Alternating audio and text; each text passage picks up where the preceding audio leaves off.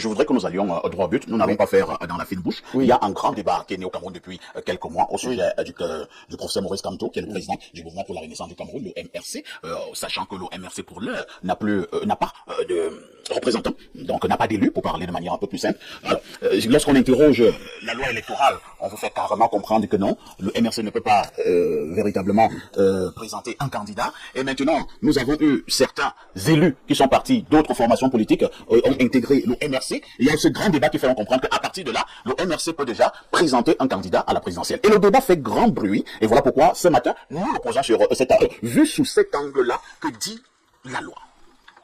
Monsieur Haïssi, c'est un faux débat. Et comment c'est un faux débat? Qui a été créé de manière purement artificielle. Il résulte de quoi? Il résulte des actions politiques du professeur Maurice Kamto en tant que président du MRC. Le professeur Maurice Kamto, en tant que président du MRC, a décidé que son parti boycotterait les élections législatives municipales de février 2020. Et lui-même a dit à l'occasion de cette décision qu'il savait que cela ferait que son parti ne pourrait pas présenter un candidat à l'élection présidentielle. Parce que le professeur Maurice Kamto est un éminent constitutionnaliste. Ce débat, il est artificiel. Pourquoi?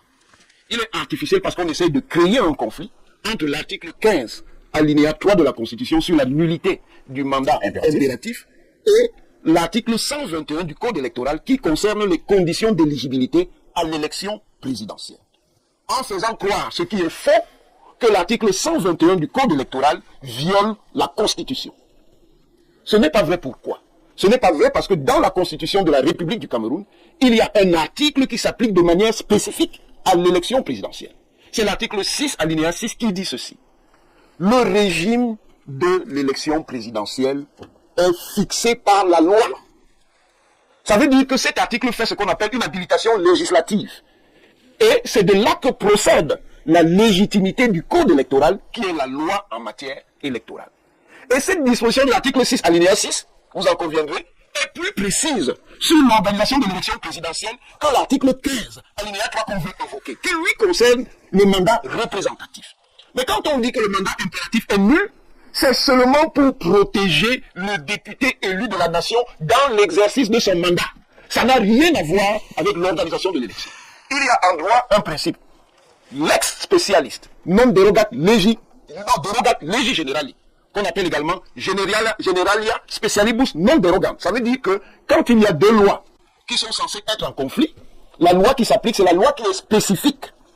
Si vous prenez donc la question de l'organisation des élections, et particulièrement de l'élection présidentielle, la disposition constitutionnelle la plus précise, et c'est clair, il n'y a pas de discussion là possible, c'est l'article 6, alinéa 6 de la Constitution, qui parle directement du régime de l'élection présidentielle et habilite la loi à organiser une élection présidentielle. Vous ne pouvez donc pas laisser cet article 6, alinéa 6, et aller chercher l'article 15, alinéa 3, parce que vous voulez faire une manipulation.